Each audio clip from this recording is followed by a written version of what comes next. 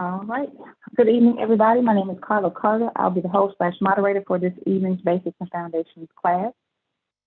If this is your first time joining us, or it's been a while, this is our Basics and Foundations class. It's more of a informal, hands-on class that we kind of go into details about different studies of the scriptures and things like that. It is not a lecture-based class. That being said, we're going to go ahead and start with the prayer and get right into our lesson for this week. So let's see who wants to lead me in prayer tonight. Miguel, can you lead us in prayer tonight? Okay. Let us all bow our hearts and minds for prayer, please. Dear Heavenly Father, Yahweh, we are thankful once again that you have allowed us to assemble in your namesake. Father, we are thankful for the mercy and the grace that you have shown the sons in these last times. We pray for your continued guidance as we continue to learn of you and to understand your purpose and your plan. We ask that you clear our minds of those thoughts so that we can clearly hear the things that are going to be spoken tonight. We thank you, Father, for the peace and the joy and the happiness that you have given all the sons. And we just pray that you open our eyes of understanding and our ears to those things you have purpose for us tonight. With these blessings and all others, we ask in your son's name, Yahshua Messiah, let us all say, hallelujah. Hallelujah. All right, very good. All right, class, again, this is our Basics and Foundations class. The last time we met 2 weeks ago, we did a recap from Exodus, the 3rd chapter, all the way to Genesis, the 30th chapter. And we were doing Pass the Baton, and then we found out that we had a first-time visitor listening in, and we switched up the last hour of class, and we went into some things to try to introduce the teaching to the first-time visitor. And so our assignment after that for the last 2 weeks was to read Genesis, the 31st chapter through the 40th chapter.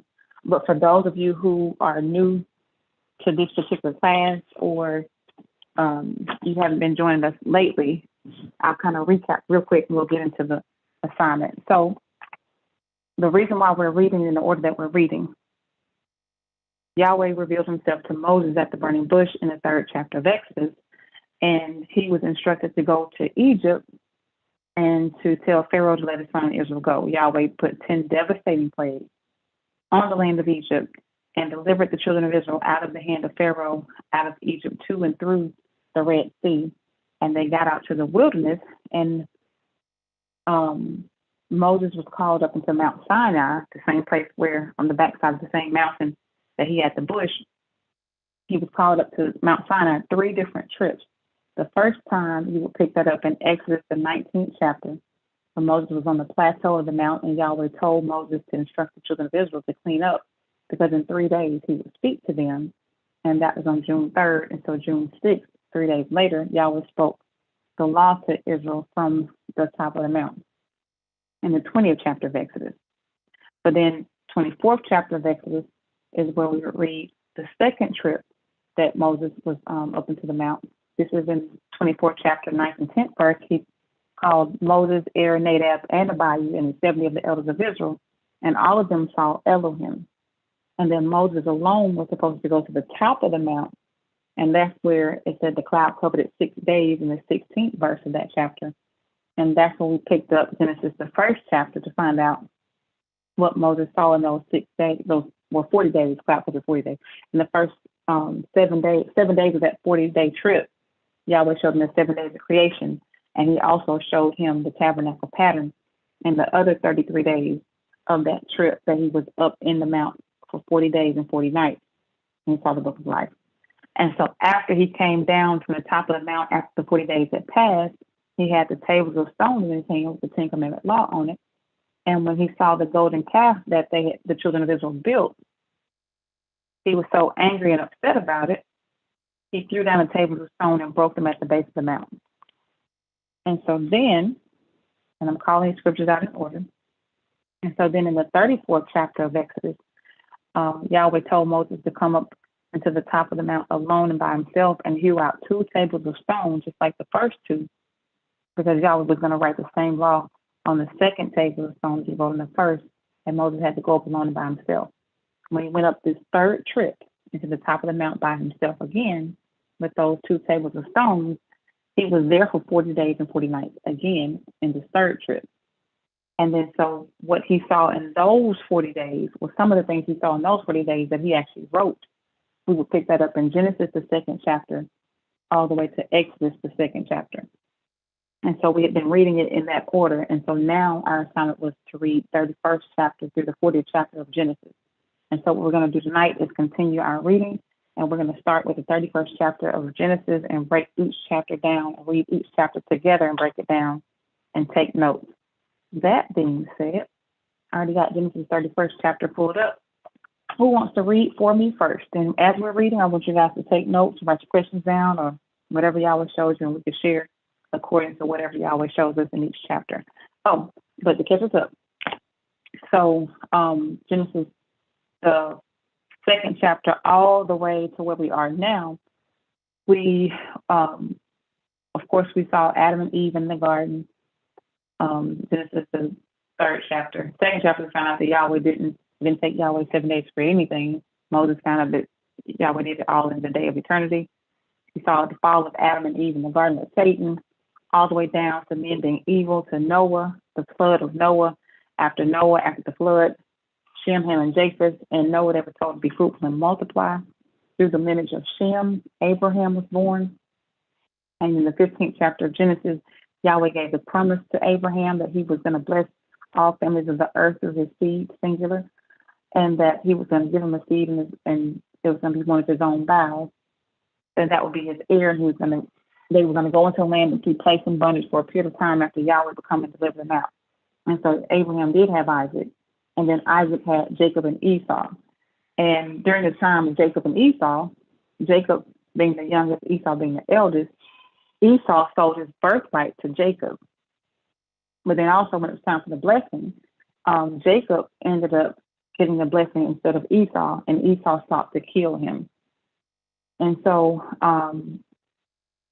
Rebekah, Jacob and Esau's mother, sent Jacob off to go and live with her brother Laban until Esau cooled off because Esau wanted to kill Jacob.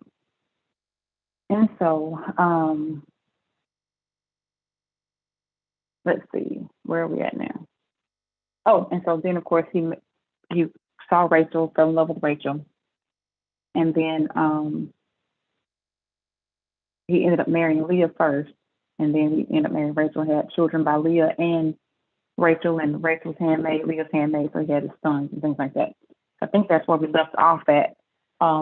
In Genesis, the 30th chapter, he had a whole bunch of children, and then we pick up in the 31st chapter of Genesis. So just a recap of what we've read so far for those of you who have not read with us lately. Let's see. Okay, that's fine. Let's see. Did I miss anything? Do y'all remember? Did I miss anything? I don't think so.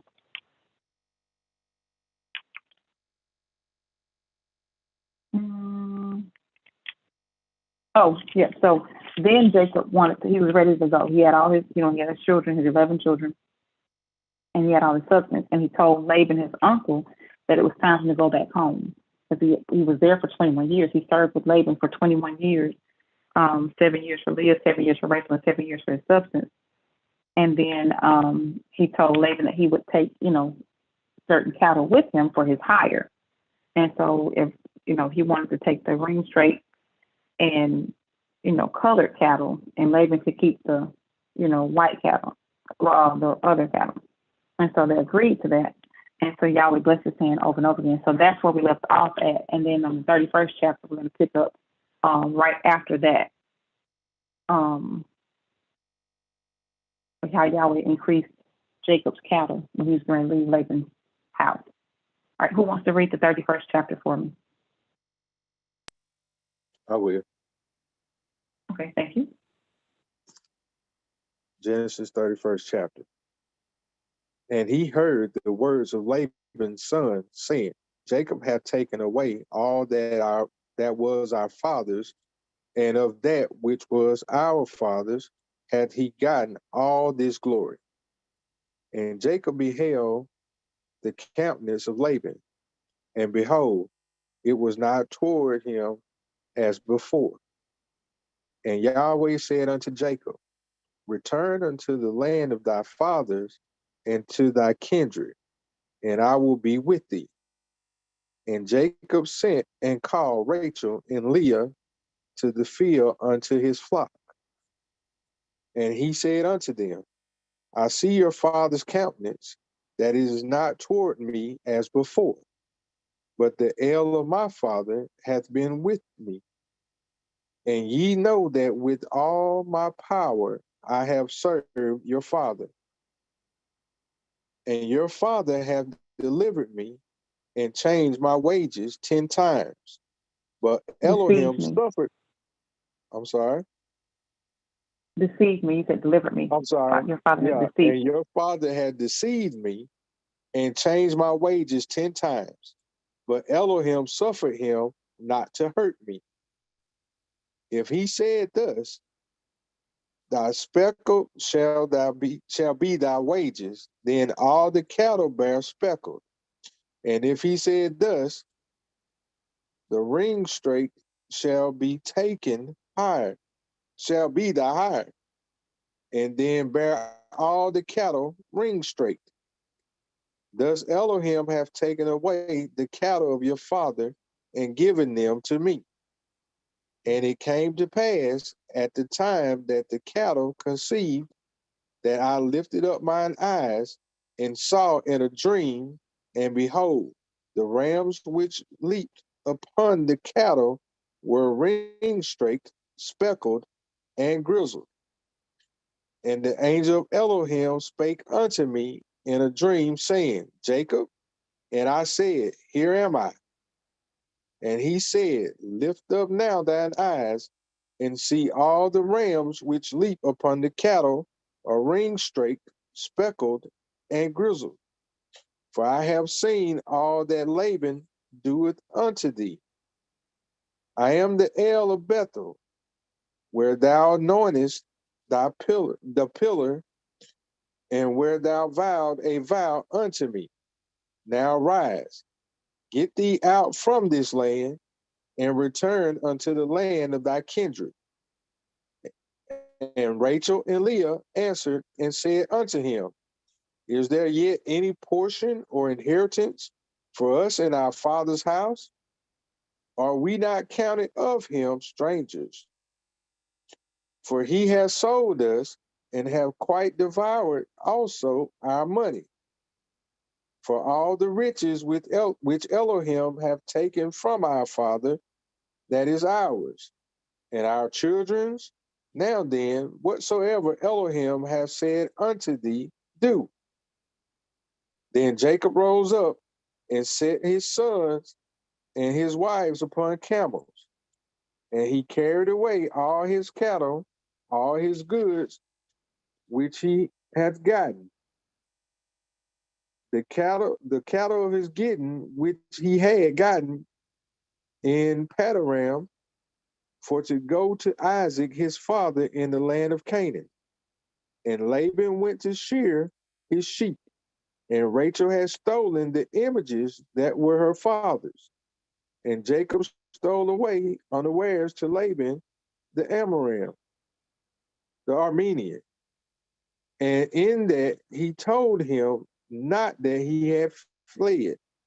So he fled with all that he had, and he rose up and passed over the river, and set his face toward the Mount Gilead. And it was told Laban on the third day that Jacob was fled, and he took his brethren with him and pursued after him 7 days' journey, and they overtook him in the Mount Gilead.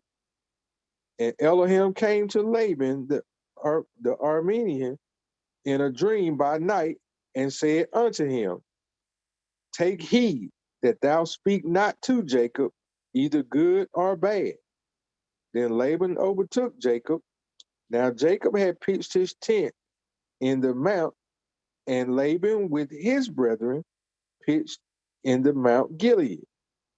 And Laban said to Jacob, What hast thou done, that thou hast stolen away unawares to me, and carried away my daughters as captives taken with the sword? Wherefore didst thou flee away secretly and steal away from me, and didst not tell me that I might have sent thee away with mirth and with songs, with tabret and with harp, and hast not permitted me to kiss my sons and my daughters? Thou hast now done foolishly in so doing. It is in the power of my hand to do you hurt. But the el of your father spake unto me yesternight, saying, Take thou heed that thou speak not to Jacob, either good or bad. And now, though thou wouldest needs be gone, because thou sore longest after thy father's house, yet wherefore hast thou stolen my images? And Jacob answered and said to Laban, Because I was afraid, for I said, Peradventure thou wouldest take by force thy daughters from me. And whomsoever thou findest thy images, let him not live. Before our brethren discern thou what is thine with me, and take it to thee. For Jacob knew not that Rachel had stolen them.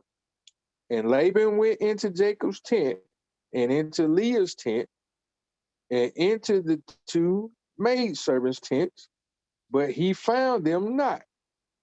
Then went he out of Leah's tent and entered into Rachel's tent.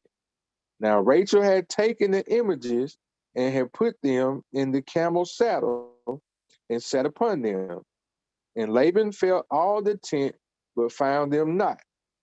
And she said to her father, Let it not displease my master that I cannot rise up before thee, for the custom of women is upon me.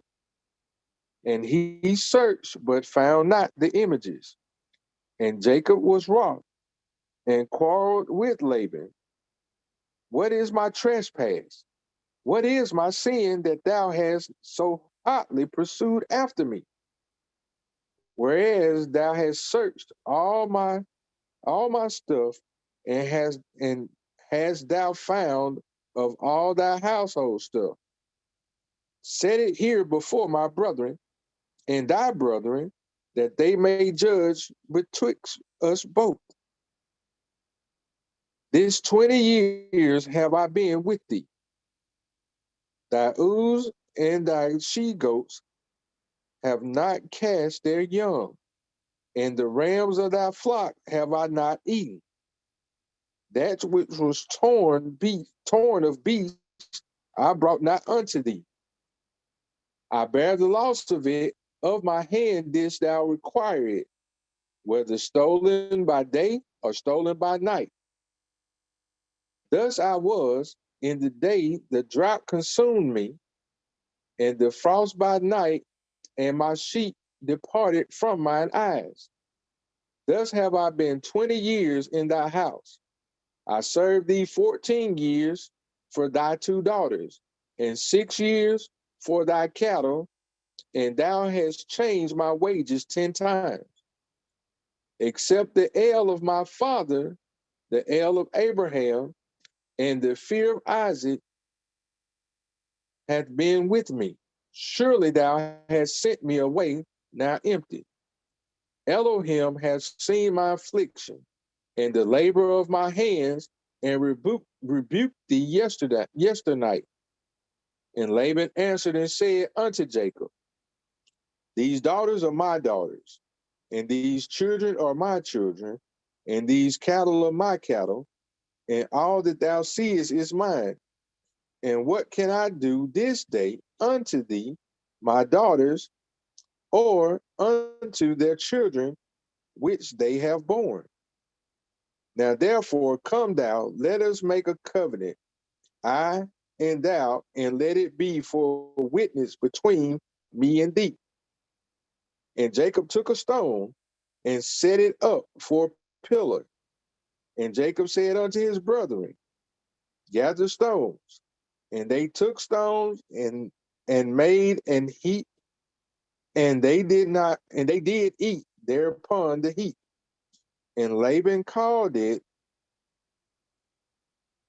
Jegar-Shadutha, but Jacob called it Galad. And Laban said, this heap is a witness between me and thee this day. Therefore was the name of it called Galad. And Mizpah, for he said, Yahweh watch between me and thee, lest we hide anything one from another. If thou shalt afflict my daughters, or if thou shalt take other wives beside my daughters, no man is with us. Elohim witness betwixt me and thee. And Laban said to Jacob, behold this heap, and behold this pillar, which I have cast betwixt me and thee. This heap be witness, and this pillar be witness, that I will not pass over this heap to thee, and that thou shalt not pass over this heap and this pillar unto me for harm. The el of Abraham and the el of Nahor and the el of their father judge betwixt us. And Jacob sware by the fear of his father Isaac. Then Jacob killed beasts upon the mount and called his brethren to eat bread. And they did eat bread and tarried all night in the mount. And early in the morning, Laban rose up and kissed his sons and his daughters and blessed them. And Laban departed and returned unto his place. Genesis 31st chapter. All right, all right. All right, let's break this one down. Anybody got any questions or any comments? Anything stood out?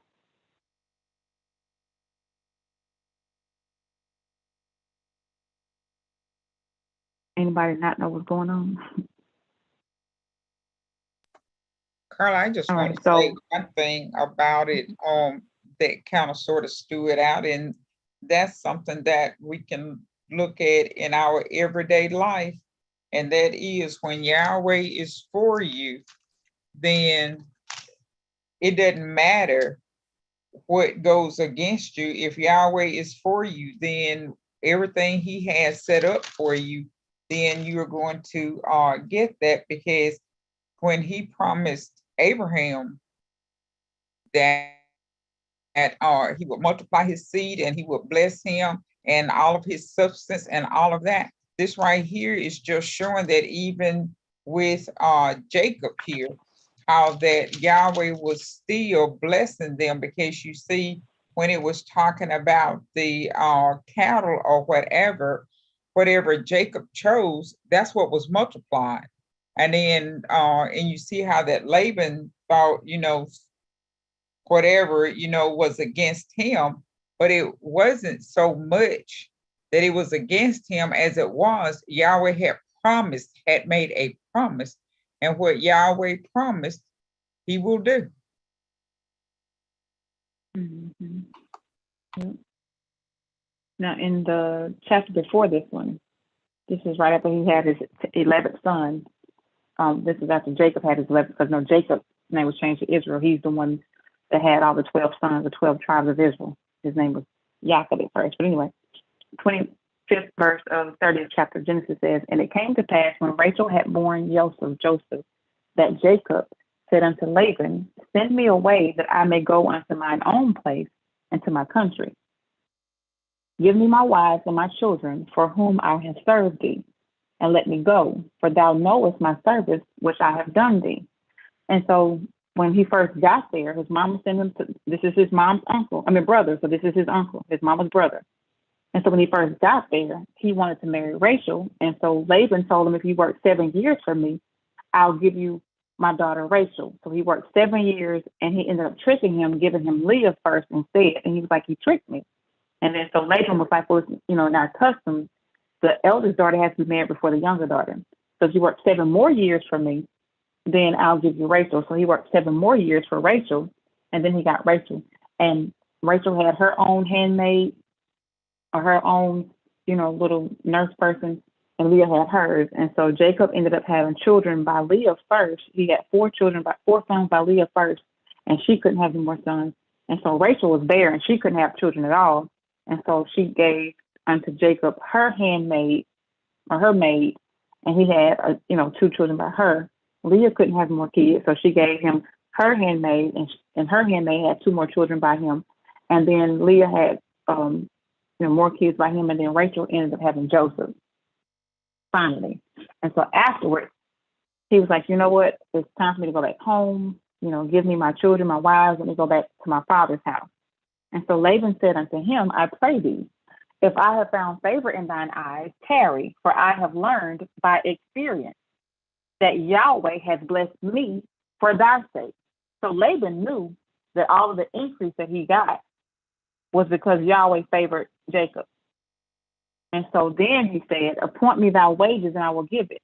So now he's asking Jacob, whatever you tell me that you want me to pay you to stay here and work for me, that's what I'll give you. And he said unto him, so this is what Jacob said, thou knowest how I served thee and how thy cattle was with me. For it was little which thou hadst before I came. You didn't hardly have nothing when I came. And it is now increased unto a multitude. And Yahweh has blessed thee since my coming. And now when shall I provide for my own house also? I'm doing all this work for you in your house. I need to be doing the same thing for my own house. Let me go and make my own living for my own family. And so he said, what shall I give thee? This is what Laban is saying to Jacob. And Jacob said, thou shalt not give me anything. You're not going to give me nothing. If thou will do this thing for me, I will again feed and keep thy flock. So you're not giving me anything. I'll work for it, is what he's saying. I will pass through all thy flock today, removing from thence all the speckled and spotted cattle, and all the brown cattle among the sheep, and the spotted and speckled among the goats. And of such shall be my hire. So I'm going to work for the speckled and spotted cattle and the brown sheep. That's what I'm going to work for, and the speckled and spotted goats. So shall my righteousness answer for me in time to come, when it shall come for my hire before thy face. Everyone that is not speckled and spotted among the goats and brown among the sheep, that shall be counted stolen with me. And Laban said, behold, I would it might be according to thy word. So he agreed. All the speckled and spotted goats and all the brown sheep, that's what is going to be paid to Jacob when it's time for him to go. And he removed that day the he goats that were ring straight and spotted, and all the she goats that were speckled and spotted, and everyone that had some white in it, and all the brown among the sheep, and gave them into the hand of his sons. And he set 3 days' journey betwixt himself and Jacob. And Jacob fed the rest of Laban's flock. And Jacob took him rods of green clover, blah, blah, blah, blah, blah. So this is what they agreed on. And then it said, and the flock conceived before the rods and brought forth cattle ring straight, speckled and spotted. And so even Laban's cattle, when they had more cattle, they were speckled, spotted, and ring straight. This is Yahweh increasing his hand. And Jacob did separate the lambs and set the faces of the flocks toward the ring straight and all the brown in the flock of Laban, and he put his own flocks by themselves and put them not unto Laban's cattle. And it came to pass, whensoever the stronger cattle did conceive, that Jacob laid the rods before the eyes of the cattle in the gutters, that they might conceive among the rods. But when the cattle were feeble, he put them not in. So the feebler were Laban's and the stronger Jacob's. And the man increased exceedingly and had much cattle and maid servants and men servants and camels and asses. And so then that's in the next chapter. That's when Laban's sons being envious, starting to try to stir stuff up. Now Laban looking at Jacob a little different now. And so, when of course they got relieved. And so the thing that stood out to me, now this is Nahor, which was Abraham's brother, Nahor's children, Milcah and Laban. And Milcah had Laban and Rebekah, right? And so Abraham worshipped El Shaddai. But Laban, and when Jacob got there, even before Rebekah was taken from Laban and them for Isaac, they recognized and knew El Shaddai, because Abraham's servant, even when he got Rebekah from them, like, El Shaddai, blessed me this, and he told me that, I gave him this petition, he made it work where Rebekah would come for me, da da da da da. So they knew about Elohim, but he still served other gods, because when you read, it said Rachel stole his images. He had little images of God, and he said, "Now, you stole my images." In the King James verse, you stole my God. Now, if I can steal your God is worth nothing. And your God can't even holler out and tell you where I'm at. Your God is nothing. And so Rachel stole his images, or his God, because they were worshiping they would make little images and stuff on, it must have been gold, making little images and things like that they worship, and Rachel stole them. And so when he came upon them and searched all this stuff, it said that Rachel got up on, she put him in the saddle of the camel and got up on top of the camel and said, "Don't be upset with me, Father, but my period is on," basically is what she said. "It's the manner of women with me right now. I can't come down off the camel." So she pretended like her period was on as to why she couldn't come off the cattle, but she was really trying to hide those images that she had stolen. But Jacob didn't know she stole them, though. And so that was the whole thing with that. And so then, of course, Yahweh warned Laban in a dream, "Don't play with me about my child now. I hurt you." And so he was like, "It's in my power to do you harm, but Elohim warned me last night not to speak unto you good or bad." And so, of course, so forth and so on, things like that. So that's pretty much that one in a nutshell. Next chapter, 32nd chapter. Who wants to read the 32nd chapter for me? Genesis 32:1. I'll take it. Okay, thank you. Genesis, the 32nd chapter. And Jacob went on his way, and the angels of Elohim met him. And when Jacob saw them, he said, "This is Elohim's host." And he called the name of that place Mahanaim. And Jacob sent messengers before him to Esau, his brother, unto the land of Seir, the country of Edom. And he commanded them, saying, "Thus shall ye speak unto my master Esau. Thy servant Jacob said thus, I have sojourned with Laban and stayed there until now. And I have oxen and asses, flocks and men servants and women servants. And I have sent to tell my master that I may find grace in thy sight." And the messengers returned to Jacob, saying, "We came to thy brother Esau, and also he cometh to meet thee, and 400 men with him." And Jacob was greatly afraid and distressed. And he divided the people that was with him, and the flocks, and the herds, and the camels into 2 bands, and said, "If Esau come to one company and smite it, then the other company which is left shall escape." And Jacob said, "O Elohim of my father Abraham, and Elohim of my father Isaac, Yahweh which said unto me, return unto thy country and to thy kindred, and I will deal well with thee. I am not worthy of the least of all the mercies and of all the truth which thou hast showed unto thy servant. For with my staff I passed over this Jordan, and now I am become 2 bands. Deliver me, I pray thee, from the hand of my brother, from the hand of Esau, for I fear him, lest he will come and smite me, and the mother with the children. And thou saidst, I will surely do thee good, and make thy seed as the sand of the sea, which cannot be numbered for multitude.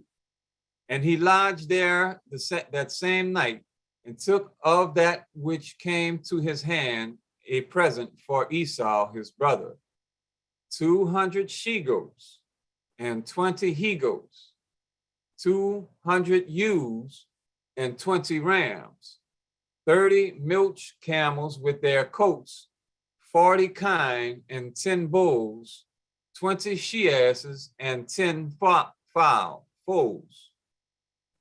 And he delivered them into to the hand of his servant. Every drove by themselves, and said unto his servants, pass over before me, and put a space betwixt drove and drove. And he commanded the foremost, saying, when Esau my brother meeteth thee, and asketh thee, saying, whose art thou, and whither goest thou, and whose are these before thee? Then thou shalt say, they be thy servants Jacob's. It is a present sent unto my master Esau, and behold, also he is behind us. And so commanded he the second and the third, and all that followed the drove, saying, on this manner shall you speak unto Esau when ye find him. And say ye moreover, behold, thy servant Jacob is behind us. For he said, I will appease him with the present that goeth before me, and afterward I will see his face. Peradventure he will accept of me.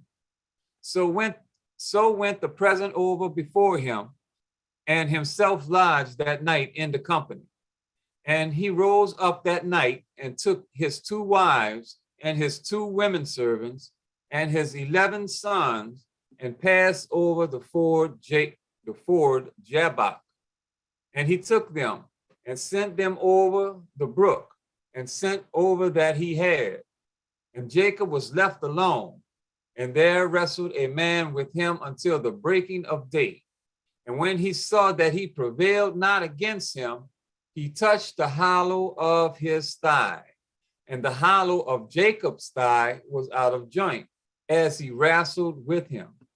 And he said, let me go, for the day breaketh. And he said, I will not let thee go, except thou bless me. And he said unto him, what is thy name? And he said, Jacob. And he said, thy name shall be called no more Jacob, but Israel. For as a prince hast thou power with Elohim and with men, and hast prevailed. And Jacob asked him and said, tell me, I pray thee, thy name. And he said, wherefore is it that thou dost ask after my name? And he blessed him there. And Jacob called the name of that place Peniel, for I have seen Elohim face to face, and my life is preserved. And as he passed over Peniel, the sun rose up upon him, and he halted upon his thigh. Therefore the children of Israel eat not of the sinew which shrank, which is upon the hollow of the thigh unto this day, because he touched the hollow of Jacob's thigh and the sinew that shrank. Very good. Thank you, Tim. All right. Anybody on this chapter? Anything stood out from this one, or any questions or comments on this one? Why was Jacob so afraid of Esau?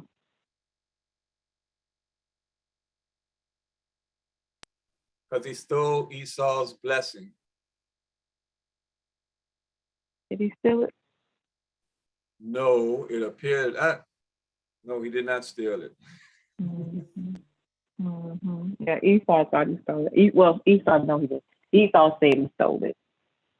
Yeah, so Esau was so angry with him that he sought to kill him. He said within his heart he was going to kill his brother Jacob. And so that's why his mother sent him over to her brother Laban's house. And so he was afraid. But Yahweh was the one that told him to go to his father's house. And so now, when he got alone and by himself, is when he was wrestling with the angel.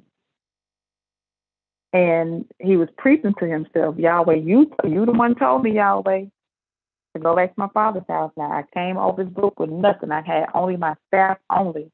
And now I'm an innumerable company now. Like you said that you was gonna multiply my seed.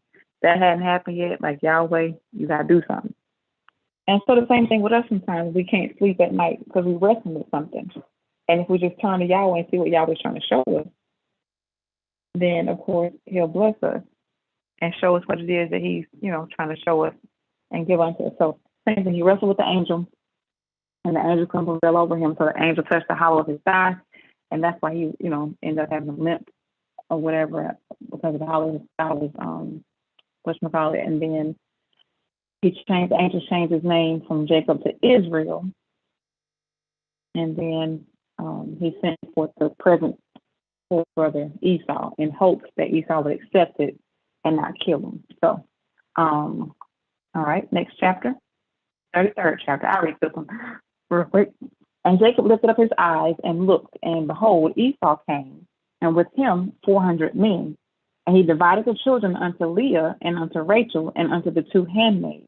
And he put the handmaids and their children foremost. I think this part is so messed up to me. Like, okay. So he put the handmaids first and their children. So in case they get killed, the rest of them can escape. So he put them in the order he cared about them, I guess. But anyway, and he put the handmaids and their children foremost, and Leah and her children after, and Rachel and Joseph hindermost. And he passed over before them and bowed himself to the ground 7 times until he came near to his brother. And Esau ran to meet him and embraced him and fell on his neck and kissed him, and they wept. And he lifted up his eyes and saw the women and the children and said, Who are those with thee? And he said, The children which Elohim hath graciously given thy servant. Then the handmaidens came near, they and their children, and they bowed themselves. And Leah also with her children came near and bowed themselves. And after came Joseph near and Rachel, and they bowed themselves. And he said, What meanest thou by all this drole which I met? And he said, These are to find grace in the sight of my master. And Esau said, I have enough, my brother. Keep that thou hast unto thyself. And Jacob said, No, I pray thee. If now I have found grace in thy sight, then receive my present at my hand. For therefore I have seen thy face as thou hadst seen the face of Elohim, and thou wast pleased with me. Take, I pray thee, my blessing that is brought to thee, because Elohim had dealt graciously with me, and because I have enough. And he urged him, and he took it. And he said, Let us take our journey, and let us go, and I will go before thee. And he said unto him, My master knoweth that the children are tender, and the flocks and herds with young are with me. And if men should override them one day, all the flock will die. Overdrive, sorry. And if men should overdrive them one day, all the flock will die.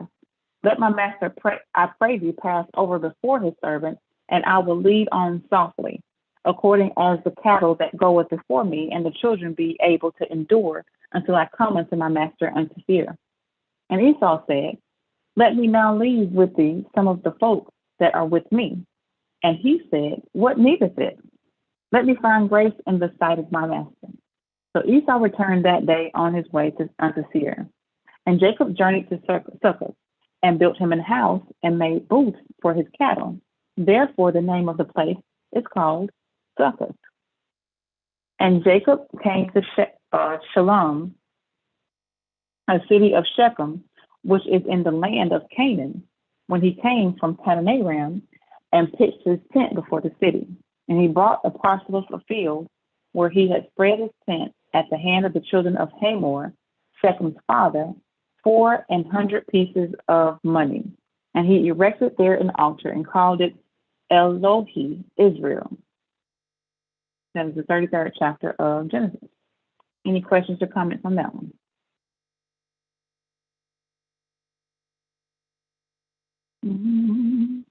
Okay, let's keep reading. We got a lot of ground to cover. All right, 34th chapter. Who wants to read 34th chapter for me? I'll read it. Okay, thank you. And Dinah, the daughter of Leah, which she bare unto Jacob, went out to see the daughters of the land. And when Shechem, the son of Hamor, the Hivite, prince of country, saw her, he took her and lay with her and defiled her. And his soul clave unto Dinah, the daughter of Jacob. And he loved the damsel and spake kindly unto the damsel. And Shechem spake unto his father Hamor, saying, Get me this damsel to wife. And Jacob heard that he had defiled Dinah, his daughter. Now his sons were with the cattle in the field, and Jacob held his peace until they were come. And Hamor, the father of Shechem, went out unto Jacob to commune with him. And the sons of Jacob came out of the field when they heard it. And the men were grieved, and they were very wroth, because he had wrought disgrace in Israel in lying with Jacob's daughter, which thing ought not to be done. And Hamor communed with them, saying, The soul of my son Shechem longeth for your daughter. I pray you, give her to him to wife, and make ye marriages with us, and give your daughters unto us, and take our daughters unto you, and ye shall dwell with us, and the land shall be before you. Dwell and trade ye therein, and get your possessions therein. And Shechem said unto her father and unto her brethren, Let me find grace in your eyes, and what ye shall say unto me, I will give. Ask me never so much dowry and gift, and I will give according as ye shall say unto me. But give me the damsel to wife. And the sons of Jacob answered Shechem and Hamor his father deceitfully, and said, Because he had defiled Dinah their sister. And they said unto them, We cannot do this thing to give our sister to one that is uncircumcised, for that is a reproach unto us. But in this we will consent unto you, if ye will be as we be, that every male of you be circumcised. Then will we give our daughters unto you, and we will take your daughters to us, and we will dwell with you, and we will become one people. But if ye will not hearken unto us to be circumcised, then we will take our daughter, and we will be gone. And their words pleased Hamor and Shechem, Hamor's son. And the young men deferred not to do the thing, because he had delight in Jacob's daughter, and he was more honorable than all the house of his father. And Hamor and Shechem, his son, came unto the gate of their city, and communed with the men of their city, saying, These men are peaceable with us. Therefore let them dwell in the land, and trade therein. For the land, behold, it is large enough for them. Let us take their daughters to us for wives, and let us give them our daughters. Only herein will the men consent unto us for to dwell with us, to be one people. If every male among us be circumcised as they are circumcised, shall not their cattle and their substance and every beast of theirs be ours? Only let us consent unto them, and they will dwell with us. And unto Hamor and unto Shechem his son hearkened all that went out of the gate of the city, and every male was circumcised, and all that went out of the gate of his city. And it came to pass on the third day, when they were sore, that two of the sons of Jacob, Simeon and Levi, Dinah's brethren, took each man his sword, and came upon the city boldly, and slew all the males. And they slew Hamor and Shechem his son with the edge of the sword, and took Dinah out of the Shechem's house, and went out. The sons of Jacob came upon the slain, and spoiled the city, because they had defiled their sister. They took their sheep, and their oxen, and their asses, and that which was in the city, and that which was in the field, and all their wealth, and all their little ones, and their wives, they took captive, and spoiled even all that was in the house.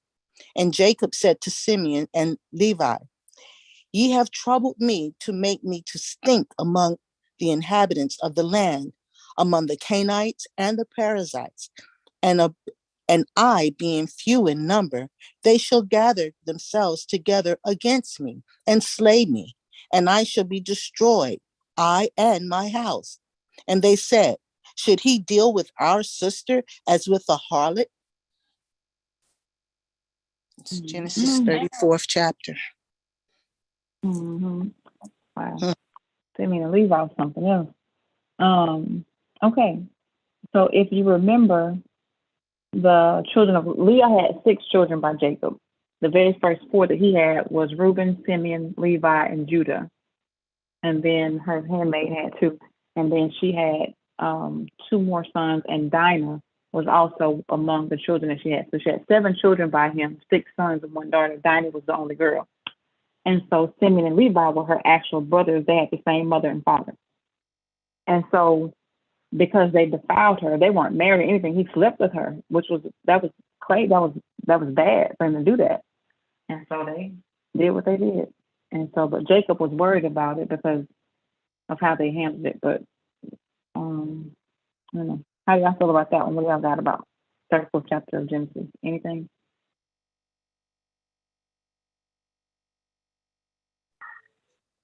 I was just gonna say, sorry, excuse Micah, but Yahweh didn't want for them to mix with that nation anyway, because that would have, Right. you know, he didn't want them to mix anyway, so it wasn't purpose for that. And how they defiled Dinah was just, Mm-hmm. The consequences, I guess, with, with doing that. But yeah, that was against what Yahweh's purpose was anyway, for them to mix with that nation, because they talking about let's be one people, and that was not, they weren't a part of that promise. This is the Abraham's seed. Yeah. Yep. True. Yep. I understand. I feel them. I do. All right. Anybody else? Any comments or questions about the 34th chapter of Genesis? I have one comment. In reading this, it shows here circumcision set up before the law. So that was just one of the things that I noticed, because they already had circumcision that was given to Abraham. I think back before he had Isaac. I know it was Abraham and Ishmael. They were the first 2 to be circumcised. So you see the law of circumcision set up or established way before the law comes in.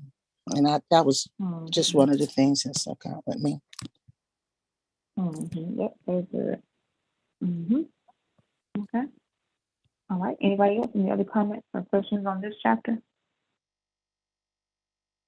Okay. Next chapter. Anybody want to read this one for me? 35th chapter of Genesis. We got 6 more to go. Carla, I'll try to read through it. Okay.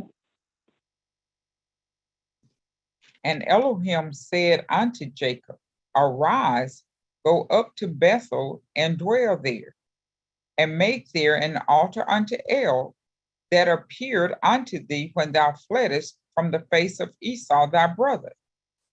Then Jacob said unto his household and to all that were with him, put away the strange idols that are among you, and be clean, and change your garments. And let us arise and go up to Bethel, and I will make there an altar unto Elohim, who answered me in the day of my distress, and was with me in the way which I went. And they gave unto Jacob all the strange idols which were in their hand, and all their earrings which were in their ears. And Jacob hid them under the oak which was by Shechem. And they journeyed, and the terror of Elohim was upon the cities that were round about them, and they did not pursue after the sons of Jacob. So Jacob came to Luz, which is in the land of Canaan, that is Bethel, and he and all the people that were with him. And he built there an altar, and called the place El Beth El, because there Elohim appeared unto him when he fled from the face of his brother. But Deborah, Rebekah's nurse, died and she was buried below Bethel under the oak. And the name of it was called Allon Betchu, the oak of weeping. And Elohim appeared unto Jacob again when he came out of Padan Aram, and blessed him. And Elohim said unto him, Thy name is Jacob. Thy name shall not be called any more Jacob, but Israel shall be thy name. And he called his name Israel. And Elohim said unto him, I am El Shaddai. Be fruitful and multiply. A nation and a company of nations shall be of thee, and kings shall come out of thy loins. And the land which I gave Abraham and Isaac, to thee I will give it, and to thy seed after thee will I give the land. And Elohim went up from him in the place where he talked with him. And Jacob set up a pillar in the place where he talked with him, even a pillar of stone. And he poured a drink offering thereon, and he poured oil thereon. And Jacob called the name of the place where Elohim spake with him, Beth El. And they journeyed from Beth El, and there was but a little way to come to Ephah. And Rachel travailed, and she had hard labor. And it came to pass, when she was in hard labor, that the midwife said unto her, Fear not, thou shalt have this son also. And it came to pass, as her soul was in departing, for she died, that she called his name Benoni. But his father called him Benjamin, the son of my right hand. And Rachel died and was buried in the way of Ephrath, which is Bethlehem. And Jacob set a pillar upon her grave, that is the pillar of Rachel's grave unto this day. And Israel journeyed and spread his tent beyond the tower of Edar. And it came to pass, when Israel dwelt in that land, that Reuben went and lay with Bilhah, his father's concubine. And Israel heard it. Now the sons of Jacob were 12. The sons of Leah, Reuben, Jacob's firstborn, and Simeon, and Levi, and Judah, and Issachar, and Zebulun. The sons of Rachel, Joseph, and Benjamin. And the sons of Bilhah, Rachel's handmaid, Dan and Naphtali. And the son of Zilpah, Leah's handmaid, Gad and Asher. These are the sons of Jacob, which were born to him in Padan Aram. And Jacob came unto Isaac, his father, unto Mamre, unto the city of Arba, which is Hebron, where Abraham and Isaac sojourned. And the days of Isaac were 180 years. And Isaac departed this life and died, and was gathered unto his people, being old and full of days. And his sons Esau and Jacob buried him. Very good. Thank you. That was Genesis 35th chapter. Okay, so what did you guys get from this one? I saw a couple of things.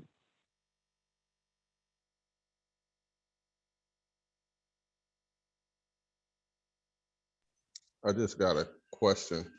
In a couple of chapters ago, it talked about how Rachel hid the idols, and then Jacob, out of his own mouth, he said, whoever hid those idols, whoever got those idols, let him die.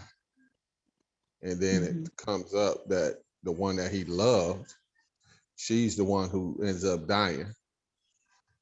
After, so that's something that I never looked at it that way. I always wondered why would she die? But having listened to that being read a couple chapters ago, and then hearing this now as she's dying, it makes me wonder if, because what the words that he spoke, if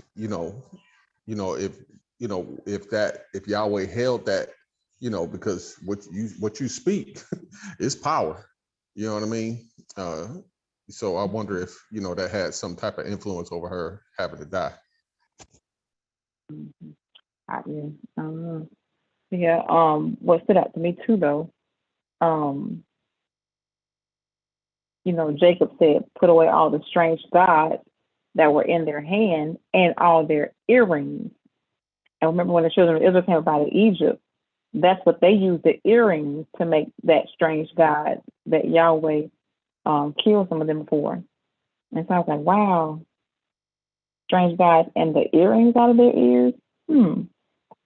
Okay. That's kind of similar. But then he also told them to put away the strange gods and then be clean and change your garment. They had to change their clothes, showing that the change has to be made once they, cleaned up. Same thing with us psychological and spiritual stuff. And then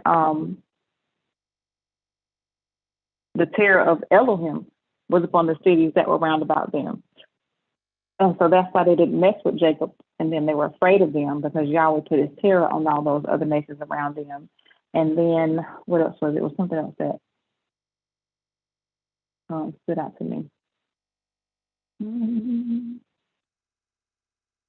Oh, yeah, in 11th verse where it says, and Elohim said unto him, I am El Shaddai. So in the 6th chapter, 2nd verse, 3rd verse of Exodus, Yahweh tells Moses, Abraham, Isaac, and Jacob knew me as El Shaddai, but by my name Yahweh was I not known to them. And so this is where he tells Jacob that he's El Shaddai, and be fruitful and multiply, and nation the company, nations shall be of thee, kings, and so forth and so on. What else was it? Anything else? Anybody else that stood out?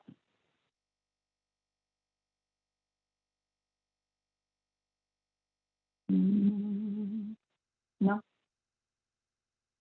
Okay. And keep in mind the things that Simeon did, Levi did, and also Reuben. Simeon and Levi, they're the ones that killed Hamor out of deceit and, made Jacob to be upset. And then Reuben slept with Jacob's concubine, which was, the mother of two of his children. So his oldest son slept with his concubine too. So keep in mind, so in the 50th chapter of this, you'll see, 49th, whichever chapter it is, where he begins to tell them what's going to happen to them. It's going to play a role in their so-called blessing too. So let's just keep all this in mind. All right, we have a few more to go. 36th chapter. I'll read it real quick. Now these are the generations of Esau, who is Edom. So Esau and Edom, that's the same. And there's the city of Edom was named after Esau. Esau took his wives of the daughters of Canaan, Ada, the daughter of Elon the Hittite, and Aholibamah, the daughter of Anna, the daughter of Zibeon the Hivite, and Bashmath, Ishmael's daughter, sister of Nebajoth. So remember, he had married the daughters of Canaan, and he saw that his mom and daddy didn't like that. So then he went to Ishmael and married one of her daughters when he saw that Jacob was sent to his mom's household. So then he tried to go to Ishmael, his uncle's daughter, because he was trying to keep it in the family too after he saw that that's what they're supposed to do, but he still didn't do that right. But anyway, and Bashmath, Ishmael's daughter, sister of Nebajoth, and Ada bare to Esau Eliphaz, and Bashmath bare Reuel, and Aholibamah bare Jewish, and Jabam and Korah. These are the sons of Esau, which were born unto him in the land of Canaan. In the land of Canaan now, one of those nations that were in Canaan. And Esau took his wives and his sons and his daughters and all the persons of his house and his cattle and all his beasts and all his substance, which he had got in the land of Canaan, and went into the country from the face of his brother Jacob. For their riches were more than they might dwell together. For their riches were more than that they might dwell together, and the land wherein they were strangers could not bear them because of their cattle. Thus dwelt Esau in Mount Seir. Esau is Edom. And these are the generations of Esau, the father of the Edomites, in Mount Seir. These are the names of Esau's sons: Eliphaz, the son of Ada, the wife of Esau; Reuel, the son of Bashmath, the wife of Esau; and the sons of Eliphaz were Teman, Omar, Zepho, Gatam, and Kenaz. And Timnah was concubine to Eliphaz, Esau's son, and she bare to Eliphaz Amalek. Now remember Amalek, the Amalekite that Yahweh told him to destroy. All these nations come from Esau. These were the sons of Ada, Esau's wife. And these were the sons of Reuel, Nahath, and Zerah, Shema, and Mizah. These were the sons of Bashmath, Esau's wife. And these were the sons of Aholibamah, the daughter of Anna, the daughter of Zibeon, Esau's wife. And she bare to Esau Jeush, and Jalem, and Korah. These were the dukes of the sons of Esau, the sons of Eliphaz, the firstborn son of Esau, Duke Teman, Duke Omar, Duke Zepho, Duke Kenaz, Duke Korah, Duke Gatam, Duke Amalek. These are the dukes that came of Eliphaz in the land of Edom. These were the sons of Ada. And these were the sons of Reuel, Esau's son, Duke Nahath, Duke Zerah, Duke Shema, Duke Mizah. These are the dukes which came of Reuel in the land of Edom. These are the sons of Bashmath, Esau's wife. And these are the sons of Aholibamah, Esau's wife, Duke Jeush, Duke Jalem, Duke Korah. These were the dukes that came of Aholibamah, the daughter of Anna, Esau's wife. These are the sons of Esau, who is Edom, and these are their dukes. These are the sons of Seir the Horite, who inhabited the land, Lotan, and Shobal, and Zibeon, and Anna, and Dishon, and Ezer, and Dishon. These are the dukes of the Horites, the children of Seir in the land of Edom. And the children of Lotan were Hori and Hemam, and Lotan's sister was Timnah. And the children of Shobal were these, Alvan, and Manahath, and Ebal, and Shepho, and Onam. And these were the children of Zibeon, both Ajah and Anna. This was the Anna that found the mules in the wilderness as he fed the asses of Zibeon, his father. And the children of Anna were these, Dishon and Aholibamah, the daughter of Anna. And these are the children of Dishon, Hemdan, and Ishban, and Ithran, and Shiran. And the children of Ezer are these, Bilhan, and Zavan, and Akan. The children of Dishon are these, Uz, and Aram. These are the dukes that came of the Horites, Duke Lotan, Duke Shobal, Duke Zibeon, Duke Anna, Duke Dishon, Duke Ezer, Duke Dishon. These are the dukes that came of Hori, among their dukes in the land of Seir. And these are the kings that reigned in the land of Edom, before there reigned any king over the children of Israel. And Bela, the son of Beor, reigned in Edom, and the name of his city was Dinhabah. And Bela died, and Jobab, the son of Zerah of Bozrah, reigned in his stead. And Jobab died, and Husham, in the land of Timani, reigned in his stead. And Husham died, and Hadad, the son of Bedad, who smote Midian in the field of Moab, reigned in his stead. And the name of his city was Avish. And Hadad died, and Samlah of Masrekah reigned in his stead. And Samlah died, and Saul of Rehoboth by the river reigned in his stead. And Saul died, and Bel-Hanan, the son of Achbor, reigned in his stead. And Bel-Hanan, the son of Achbor, died, and Hadar reigned in his stead. And the name of his city was Pau. And his wife's name was Mahasabel, and the daughter of Matred, the daughter of Mezahab.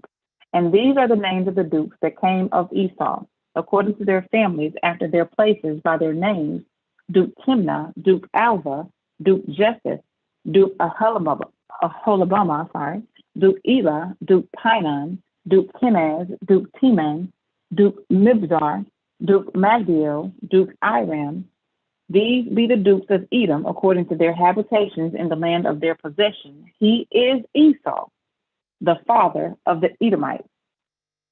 Any questions, comments on that chapter? We got 4 more chapters to go. Very interesting. So if y'all remember the 63rd chapter of Isaiah, where it talks about who is this that comes from Edom, Bozrah, with dyed red garments. That was Yasha, the son of Nun, that killed those kings, conquered those kings in Canaan. And some of those kings that he conquered were the ones that were born of Esau. Jacob have I loved, Esau have I hated. And you have Bela of the son of Beor. Remember, whatchamacallit of Beor? Balaam and Balak and them. With the whole Balaam and Balak, son of Beor and all that kind of stuff. So you have all of this that and the Amalekites, Yahweh utterly destroyed them off the face of the earth. And so all of this is going to play a part later on down the line. So it's the reason why Yahweh showing Moses all of this, because again, all that we're reading is what Yahweh showed Moses in the vision in those 40 days that he was in there on the 3rd trip. So he's showing Moses all this for a reason. All right. The 37th chapter, that was a lot. Joseph's dream. All right, who wants to read 37th chapter of Genesis for me? I'll read. Okay. Okay, 37. And Jacob dwelt in the land of his father's sojourning in the land of Canaan. These are the generations of Jacob. Joseph, being 17 years old, was feeding the flock with his brethren, and the lad was with the sons of Bilhah and with the sons of Zilpah, his father's wives. And Joseph brought unto his father their evil report. Now Israel loved Joseph more than all his children, because he was the son of his old age, and he made him a coat of many colors. And when his brethren saw that their father loved him more than all his brethren, they hated him and could not speak peaceably unto him. And Joseph dreamed a dream, and he told his brethren, and they hated him yet the more. And he said unto them, Hear, I pray you, this dream which I have dreamed. For behold, we were binding sheaves in the field, and lo, my sheaf arose and also stood upright. And behold, your sheaves stood round about and made obeisance to my sheaf. And his brethren said to him, Shall thou indeed reign over us? Or shall thou indeed have dominion over us? And they hated him yet the more for his dreams and for his words. And he dreamed yet another dream, and told it his brethren, and said, Behold, I have dreamed a dream more. And behold, the sun and the moon and the 11 stars made obeisance to me. And he told it to his father and to his brethren. And his father rebuked him and said unto him, What is this dream that thou hast dreamed? Shall I and thy mother and thy brethren indeed come to bow down ourselves to thee to the earth? And his brethren envied him, but his father observed the saying. And his brethren went to feed their father's flock in Shechem. And Israel said unto Joseph, Do not thy brethren feed the flock in Shechem? Come, and I will send thee unto them. And he said to him, Here am I. And he said to him, Go, I pray thee, see whether it be well with thy brethren and well with the flocks, and bring me word again. So he sent him out of the vale of Hebron, and he came to Shechem. And a certain man found him, and behold, he was wandering in the field. And the man asked him, saying, What seekest thou? And he said, I seek my brethren. Tell me, I pray thee, where they feed their flocks. And the man said, They are departed hence, for I heard them say, Let us go to Dothan. And Joseph went after his brethren and found them in Dothan. And when they saw him afar off, even before he came near unto them, they conspired against him to slay him. And they said one to another, Behold, this master of dreams cometh. Come now therefore, and let us slay him, and cast him into some pit, and we will say, Some evil beast hath devoured him, and we shall see what will become of his dreams. And Reuben heard it, and he delivered him out of their hands and said, Let us not kill him. And Reuben said unto them, Shed no blood, but cast him into this pit that is in the wilderness, and lay no hand upon him, that he might rid him out of their hands, to deliver him to his father again. And it came to pass, when Joseph was come unto his brethren, that they stripped Joseph out of his coat of many colors that was on him. And they took him and cast him into a pit, and the pit was empty. There was no water in it. And they sat down to eat bread. And they lifted up their eyes and looked, and behold, a company of Ishmaelites came from Gilead with their camels bearing spicery and balm and myrrh, going to carry it down to Egypt. And Judah said unto his brethren, What profit is it if we slay our brother and conceal his blood? Come and let us sell him to the Ishmaelites, and let not our hand be upon him, for he is our brother and our flesh. And his brethren were content. And there passed by Midianites merchantmen, and they drew and lifted up Joseph out of the pit, and sold Joseph to the Ishmaelites for 20 pieces of silver. And they brought Joseph into Egypt. And Reuben returned unto the pit, and behold, Joseph was not in the pit, and he rent his clothes.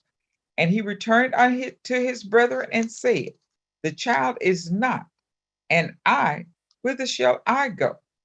And they took Joseph's coat and killed a kid of the goats and dipped the coat in the blood. And they sent the coat of many colors, and they brought it to their father and said, This have we found. Now, know now whether it be thy son's coat or no.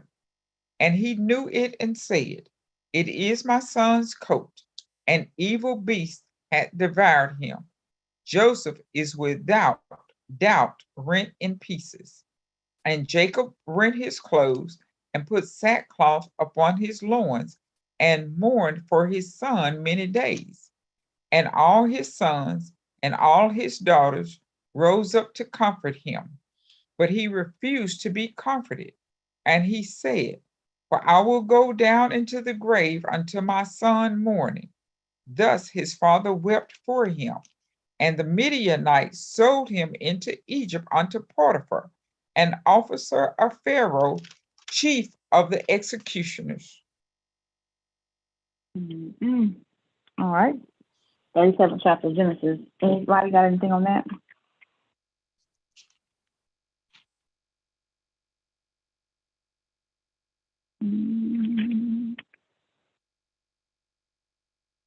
Anything on this chapter, anybody? So I was thinking about Yahshua with the whole, with them stripping him of his coat of many colors, how they casted lots for the Messiah's garments, and something about his coat. I can't remember. We had just read it over there in either Matthew or something like that about the Messiah. And of course, he had to shed his blood too. But anyway, nothing on this one, y'all. They were gonna kill him. They were gonna kill this man. Huh?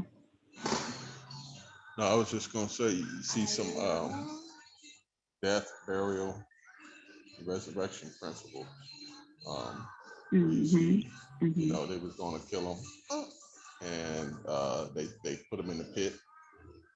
And then they drew him out of the pit, and he went to Egypt because his brother Reuben said, "Let's not kill him." You know what I mean? So there's a resurrection act because they were showing up ready to kill him. So you know, you can, you know, you comb through it, you can find some death, burial, resurrection. You can also find, I think, some blood, water. I gotta search for the spirit, but I know that they threw him in the pit with no water in there. They were going to kill him. That's a blood principle. Oh, PP potty. He got PP potty. Okay, yeah, I better take it.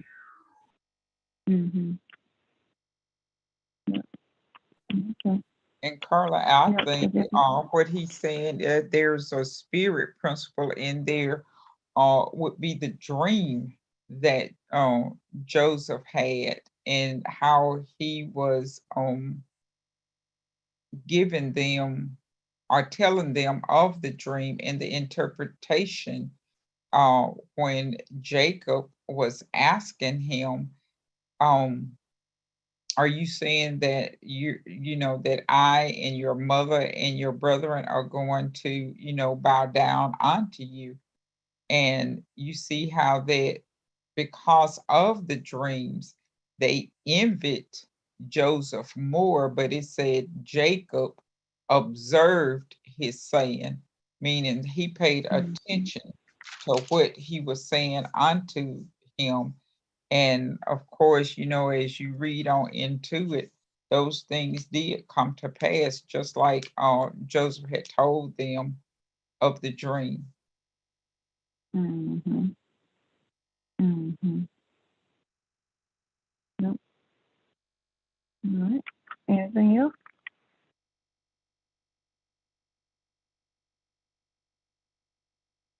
Anybody see anything else?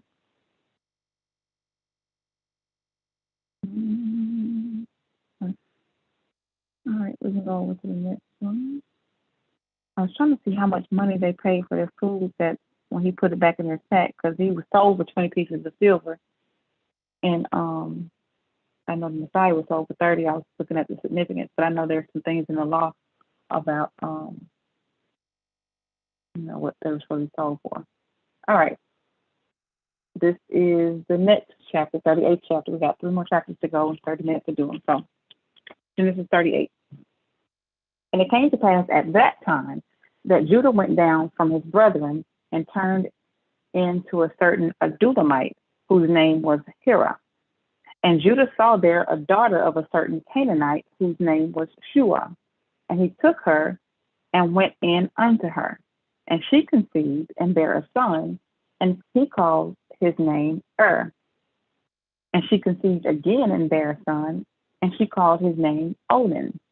And she yet again conceived and bare a son, and called his name Shelah. And he was at Chezib when she bare him. And Judah took a wife for his firstborn, whose name was Tamar. And Judah's firstborn, was wicked in the sight of Yahweh, and Yahweh slew him. And Judah said unto Onan, Go in unto thy brother's wife, and marry her, and raise up seed to thy brother. And watch this now. And Onan knew that the seed should not be his, and it came to pass, when he went in unto his brother's wife, that he spilled it on the ground, lest that he should give seed to his brother. And the thing which he did displeased Yahweh, wherefore he slew him also. Yahweh killed him for pulling out and spilling it on the ground instead of giving her seed. Now you would think, but we'll go over this when I get to read. Let me finish reading. 11th verse. Then said Judah to Tamar, his daughter-in-law, Remain a widow at thy father's house, till Shelah, my son, be grown. For he said, Lest peradventure he die also, as his brethren did. And Tamar went and dwelt in her father's house. And in process of time, the daughter of Shua, Judah's wife, died. And Judah was comforted and went up unto the sheep shears to Timnath, he and his friend Hira the Adulamite. And it was told Tamar, saying, Behold, thy father-in-law goeth up to Timnath to shear his sheep. And she put her widow's garments off from her, and covered her with a veil, and wrapped herself, and sat in an open place, which is by the way to Timnath. For she saw that Shelah was grown, and she was not given unto him to wife. When Judah saw her, he thought her to be an harlot, because she had covered her face. And he turned unto her by the way and said, Go to, I pray thee, let me come in unto thee. For he knew not that she was his daughter-in-law. And she said, what wilt thou give me, that thou mayest come in unto me? And he said, I will send thee a kid from the flock. And she said, wilt thou give me a pledge, till thou send it? And he said, what pledge shall I give thee? And she said, thy signet, and thy bracelet, and thy staff that is in thine hand. And he gave it her, and came in unto her, and she conceived by him. And she arose and went away and laid by her veil from her, and put on the garments of her widowhood. And Judah sent the kid by the hand of his friend the Adulamite to receive his pledge from that woman's hand, but he found her not. Then he asked the men of that place, saying, where is the harlot that was openly by the wayside? And they said, there was no harlot in this place. And he returned to Judah and said, I cannot find her. And also the men of the place said that there was no harlot in this place. And Judah said, let her take it to her. Judah said, let her take it to her, lest we be shamed. Behold, I sent this kid, and thou hast not found her. And it came to pass about 3 months after, gotta be 3, that it was told Judah, saying, Tamar, thy daughter-in-law, hath played the harlot, and also, behold, she is with child by whoredom. And Judah said, bring her forth, and let her be burnt. When she was brought forth, she sent to her father-in-law, saying, by the man whose these are, am I with child. And she said, discern, I pray thee, whose are these, the signet, and bracelets, and staff? And Judah acknowledged them and said, she has been more righteous than I, because that I gave her not to Shelah, my son, and he knew her again no more. That means he didn't sleep with her anymore after that. And it came to pass in the time of her travail that, behold, twins were in her womb. And it came to pass when she travailed that the one put out his hand, and the midwife took and bound upon his hand a scarlet thread, saying, this came out first. And it came to pass, as he drew back his hand, that behold, his brother came out, and she said, how hast thou broken forth? This breach be upon thee. Therefore his name was called Perez. And afterward came out his brother that had the scarlet thread upon his hand, and his name was called Zerah. That is Genesis, the 38th chapter. Which all this is very important. So, anybody got anything from this so far that they want to share?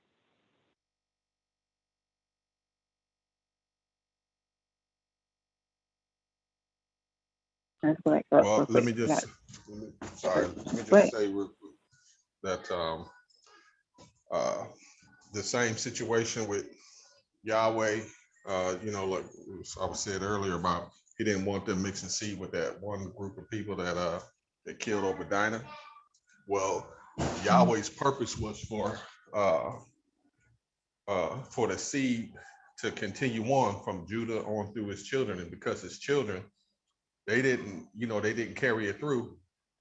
That's why Tamar was righteous in the fact that because it was all about preserving seed, to have that seed of righteousness keep on coming on down until through Yahshua Messiah. Because had that not happened, because Yahshua came when he came through the loins of the virgin, he had to be of the tribe, come through the loins of somebody from the tribe of Judah, which is the kingship tribe. Mm-hmm. So there's a lot of principles that are being established right now that Yahshua would later on have to fulfill. Mm-hmm. Because the thing is, Judah's wife was a Canaanite woman. And so her sons were mixed with the Canaanite breed. So the seed couldn't come from anybody who became. So the Canaanite woman's son, or Onan or Shelah, could not produce a seed that would be righteous enough for the Messiah to come through. So Judah had to have seed by Tamar, is what the Messiah came. The Messiah came through Perez, the firstborn of Tamar and Judah, of those twins. That's because Tamar was given to his son, and Tamar was of the tribe of Israel. But Judah's wife that died, she was a Canaanite woman. So that's why Yahweh didn't allow it to come through any of his 3 sons, because it would have been a mixed breed.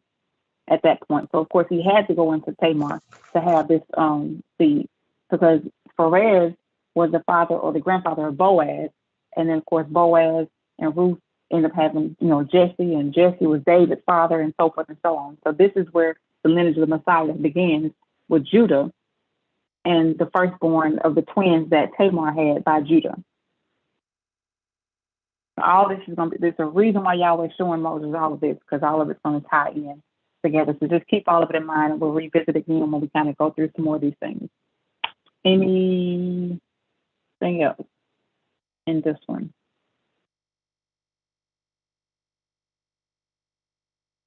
Yahweh don't play. It wasn't because this man worshipped another God. It wasn't because he killed nobody. Because he pulled out and spilled seed on the ground, Yahweh killed him. So it wasn't because he spilled seed on the ground. It was his heart, his intent is why Yahweh looks at the heart of the man. And so, again, too, that's why Yahweh didn't want them mixing with those other nations anyway. The children of the Canaanite woman, they were evil in the sight of Yahweh. They did stuff that was evil in the sight of Yahweh, because look at who the Canaanite children come from. They come from Ham. The Canaanites come from Ham, which was cursed. Cursed be Canaan. But anyway, all right. 39th chapter. We got 2 more chapters to go. 39th chapter. Who wants to read 39? I'll read. Genesis 39:1. And Joseph was brought down to Egypt, and Potiphar, an officer of Pharaoh, chief of the executioners, an Egyptian, brought him of the hands of the Ishmaelites, which had brought him down thither. And Yahweh was with Joseph, and he was a prosperous man, and he was in the house of his master, the Egyptian. And his master saw that Yahweh was with him, and that Yahweh made all that he did to prosper in his hand. And Joseph found grace in his sight, and he served him. And he made him overseer over his house, and all that he had he put into his hand. And it came to pass from the time that he had made him overseer in his house and over all that he had, that Yahweh blessed the Egyptian's house for Joseph's sake. And the blessing of Yahweh was upon all that he had in the house and in the field. And he left all that he had in Joseph's hand, and he knew not aught he had save the bread which he did eat. And Joseph was handsome in form and handsome in appearance. And it came to pass after these things that his master's wife cast her eyes upon Joseph, and she said, Lie with me. And he refused and said unto his master's wife, Behold, my master knoweth not what is with me in the house, and he hath committed all that he hath to my hand. There is none greater in the house than I, neither hath he kept back anything from me but thee, because thou art his wife. How then can I do this great wickedness and sin against Elohim? And it came to pass, as she spake to Joseph day by day, that he hearkened not unto her, to lie by her, or to be with her. And it came to pass about this time that Joseph went into the house to do his business, and there was none of the men of the house there within. And she caught him by his garment, saying, Lie with me. And he left his garment in her hand and fled and got him out. And it came to pass when she saw that he had left his garment in her hand and was fled forth, that she called unto the men of her house and spake unto them, saying, See, he hath brought in a Hebrew unto us to mock us. He came in unto me to lie with me, and I cried with a loud voice. And it came to pass when he heard that I lifted up my voice and cried, that he left his garment with me and fled and got him out. And she laid up his garment by her until his master came home. And she spake unto him according to these words, saying, The Hebrew servant which thou hast brought into us came in unto me to mock me. And it came to pass, as I lifted up my voice and cried, that he left his garment with me and fled out. And it came to pass when his master heard the words of his wife, which she spake unto him, saying, After this manner did thy servant to me, that his wrath was kindled. And Joseph's master took him and put him into the prison, a place where the king's prisoners were bound. And he was there in the prison. But Yahweh was with Joseph and showed him mercy and gave him favor in the sight of the keeper of the prison. And the keeper of the prison committed to Joseph's hand all the prisoners that were in the prison. And whatsoever they did there, he was the director of it. The keeper of the prison looked not to anything that was under his hand, because Yahweh was with him, and that which he did, Yahweh made it to prosper. I read the 39th chapter. Yahweh, something else. All right, anything in this one, y'all? Anybody got anything they want to share on this chapter? I noticed the principle of death and burial when the king's wife lied, which is a sin against Yahweh. That's a type of blood. Then the burial, it's also death, but the death and burial was when he was put in the prison. And then the resurrection was when the prison guard let him out and have gave him the keys to the prison. And so basically it was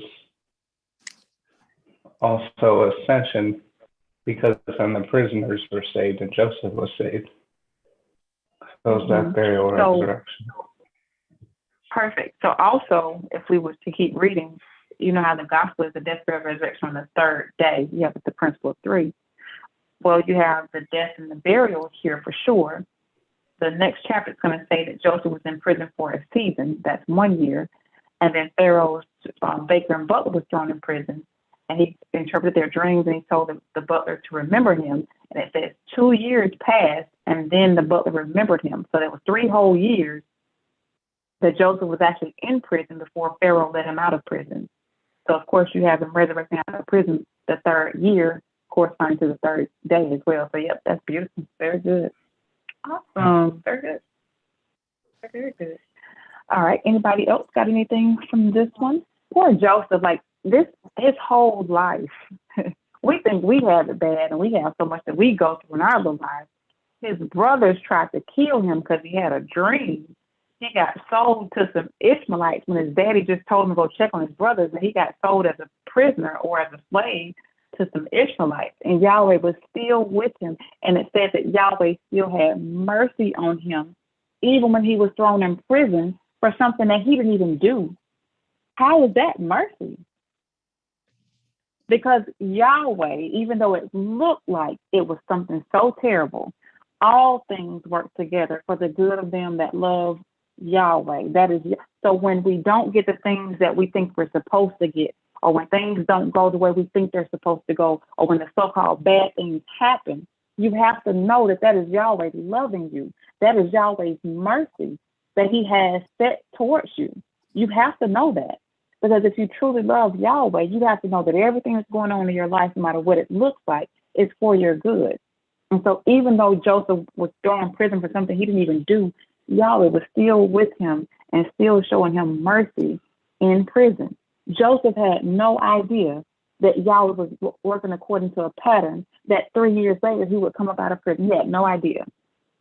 So now that we know the pattern, we should be looking for Yahweh to operate by the same pattern. So when we're going through, look for the principle of three. I remember my son, my oldest son, I can remember what it was. I took his phone, his control. I took something from him. Oh, his car, I think it was. And he was like, it's the third day. I'm expecting Yahweh to give my car back. It's the third day now. Can I have my car back? And I got so tickled. I ended up giving him his car. I had no intention of giving it to him. But I was so tickled that he was actually looking for a three principle in the death, burial, and resurrection of him getting his car back. And it sounds like something so light, but in everything that we're going through, y'all, everything we deal with, Yahweh operates by the same pattern over and over again. They didn't have the pattern back then. But we do have it now. And so we need to start looking for Yahweh to operate by that same pattern. That's the comforter that he has sent to us. That is the wisdom and knowledge and revelation of Yahweh's purpose, pattern, and plan. And that's what comforts us now, knowing that we have a resurrection coming. And not just in our soul, but in everything that we go through, period. Yahweh is salvation in everything that we go through. He didn't save Israel's soul in the 14th chapter of Exodus, but he did so see the salvation of Yahweh. Salvation of what? From being freed from Pharaoh and his bondage, because that's what was troubling them. So all the things that trouble you, the thoughts, when you can't sleep at night, when you're not feeling so good, or whatever it is going on, Yahweh is salvation even in that. That is your first thing that you should do, is call upon Yahweh and look for him to save you from that. We got one more chapter to go. Anybody else have anything on this chapter? Thank you guys for sharing. Anything on this one? There was one thing. It was in the earlier. In the 9th verse, the 39 and 9, where Joseph, where it says when he's speaking to the wife of his master, and he says, "There is none greater in the house than I, neither have he cut back anything from me, but thee, because thou art his wife. How then can I do this great wickedness and sin against Elohim?" He didn't say, how could I do this great wickedness against my master or your husband, but he recognized that was against Elohim. So he said, how can I do this great, how can I do this great wickedness, not against your husband, but against Elohim? I thought that was notable. Right, that's a really good point. And two, this was said before the law was given to Israel about not committing adultery. Mm-hmm. Joseph knew it was wrong to sleep with this man's wife before Yahweh said, "Thou shalt not commit adultery," showing that we were a law to ourselves. It's already in the man what's right or wrong. Yahweh gave that law to Israel to make sin exceedingly sinful. But Joseph knew it was a sin to sleep with this man's wife before Yahweh spoke the law to Israel. That's. And then in the 22nd verse, in the 22nd verse, there where it talks about, if someone else has any thoughts on this, where it talks about how that Joseph was made, he committed all of the stuff. The keeper of the prison committed everything into Joseph's hands. And then it goes down and it says, and whatsoever they did there, he was the director of it. I mean, it's like he can't lose no matter what, wherever he's put. They tried to kill him. They wind up selling him into the Ishmaelites. And then he winds up in Potiphar's house, which is a very, who was he? Potiphar was like the priest of, chief of the executioners. Okay, so he winds up in Potiphar's house, which is a great man in Egypt. And he's given, everything is given into his hands to care for. Then he's thrown into prison. And even in prison, it's like he can't, no matter what happens, Yahweh is with him. And I just thought that's beautiful. No matter what state he was in, Yahweh was with him. Yahweh still blessed his hand, and he caused others to be a blessing unto him. Now, it's a very good point. Connor makes a good point too. We brought up Genesis the 50th chapter, verses 17 through 20, how that it did come to pass what Joseph's dream was. But and it says that Yahweh, you meant it for the evil, but Yahweh meant it for the good for this day, because Yahweh had that set up. That's right. That goes to the point that I was making a minute ago. Thank you for that, Connor. But also with the keeper of the prison. Now, Joseph is a type of the Messiah, because the Messiah said that where I am, I go to prepare a place for you, that where I am, you may be there also. Joseph was sent as a forerunner to prepare a place for them, that where he was, they could be there too. Now, when you look at the keeper of the prison, the keepers of the prison were committed to Joseph's hands, and all that they did, he was the director of it. Yahshua had to free all those prisoners that were bound, and all that they did, he's the director of it all. Like everything that all of this is talking about Yahshua, all of it. He is the keeper of the prison. He is. And everything that we do, he's the director of it. So all of this is talking about Yahshua, because that's what all of this is all about. The very last chapter, because we got 11 minutes, I'll read this real quick, and then we'll discuss it, and then I'll give the next assignment for the next class. All right, Genesis, the 40th chapter. Joseph interprets the dream. And it came to pass after these things that the butler of the king of Egypt and his baker had offended their master, the king of Egypt. And Pharaoh was wroth against two of his officers, against the chief of the butlers and against the chief of the bakers. And he put them in ward in the house of the captain of the guard into the prison and placed the place where Joseph was bound. And the captain of the guard charged Joseph with them, and he served them. And they continued a season in ward, that's 1 year. And they dreamed a dream, both of them, each man his dream in one night, each man according to the interpretation of his dream, the butler and the baker of the king of Egypt, which were bound in the prison. And Joseph came in unto them in the morning and looked upon them, and behold, they were sad. And he asked Pharaoh's officers that were with him in the ward of his master's house, saying, Wherefore look ye so sadly today? And they said unto him, We have dreamed a dream, and there is no interpreter of it. And Joseph said unto them, Do not interpretations belong to Elohim? Tell me them, I pray you. And the chief butler told his dream to Joseph and said to him, In my dream, behold, a vine was before me, and in the vine were 3 branches, and it was as though it budded, and her blossoms shot forth, and the clusters thereof brought forth ripe grapes. And Pharaoh's cup was in my hand, and I took the grapes and pressed them into Pharaoh's cup, and I gave the cup into Pharaoh's hand. And Joseph said unto him, This is the interpretation of it. The 3 branches are 3 days. Yet within 3 days, 3, shall Pharaoh lift up thine head and restore thee unto thy place. And thou shalt deliver Pharaoh's cup into his hand after the former manner when thou was his butler. But think on me when it shall be well with thee, and show kindness, I pray thee, unto me, and make mention of me unto Pharaoh, and bring me out of this house. For indeed I was stolen away out of the land of the Hebrews, and here also have I done nothing that they should put me into the dungeon.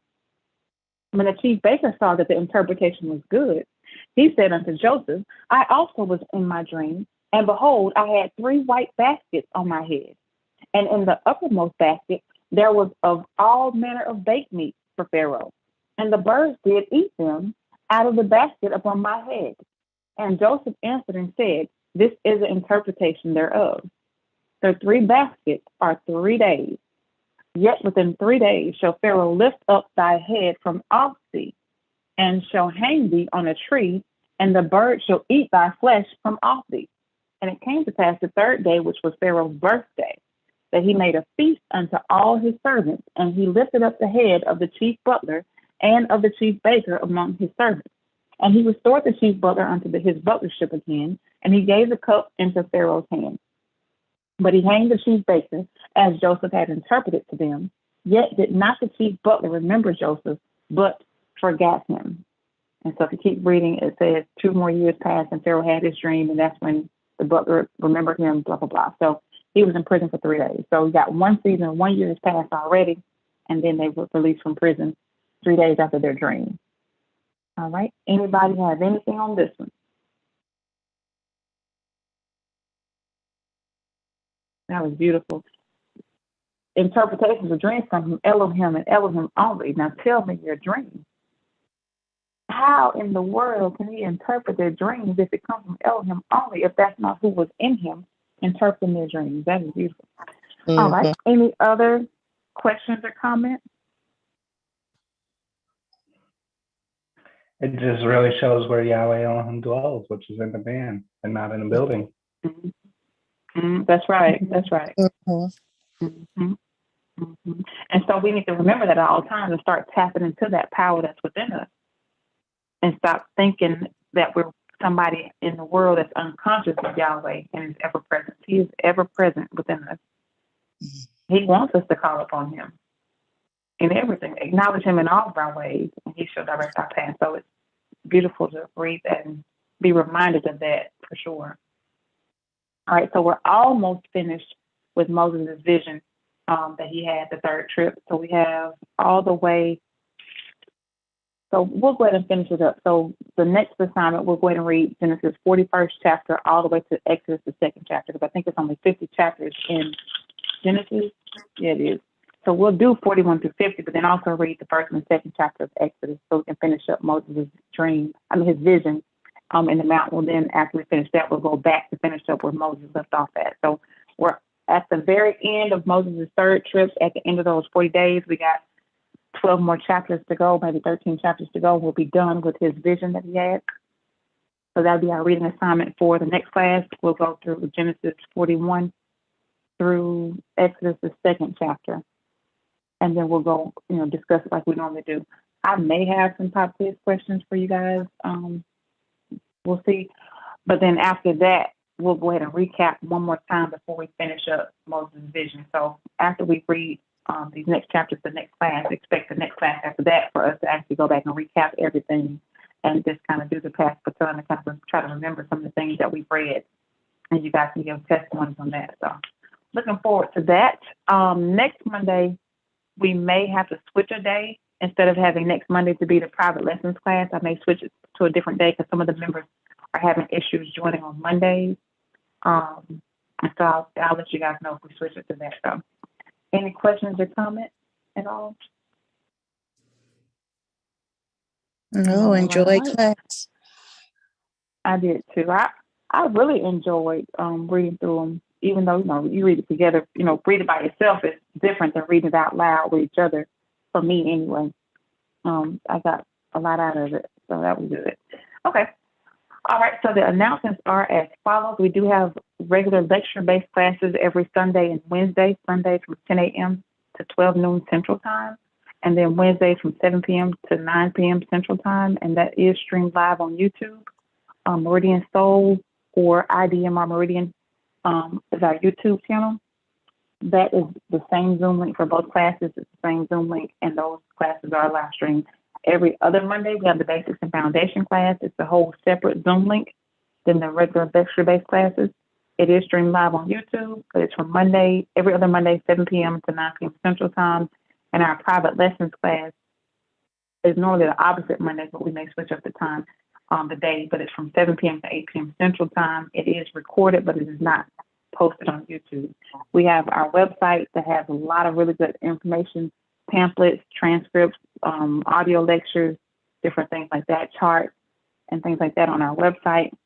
The website is soulfood.org, SOHL food.org.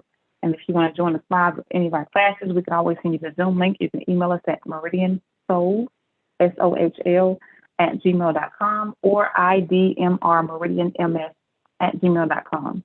And if that's it, we'll go ahead and conclude with doxology, taken from the last two verses of the book of Jude. Let's see. All right, let's see. Toby, you want to do the doxology for me? Are you able to do the doxology for me? I'll do it. I can read it. I don't mind. Okay, go ahead. Jude 1:24. Now unto him that is able to keep you from falling and to present you faultless before the presence of his glory with exceeding joy. To the only wise Elohim, our Savior, through Yahshua the Messiah, our Sovereign, belong glory and majesty, dominion and power, both now and forever. Everyone say hallelujah. Hallelujah. Hallelujah. Hallelujah. Thank you so much. Hallelujah. Thank you guys for participating and reading with me and discussing it with me. I look forward to the next couple of weeks where we finish this on up.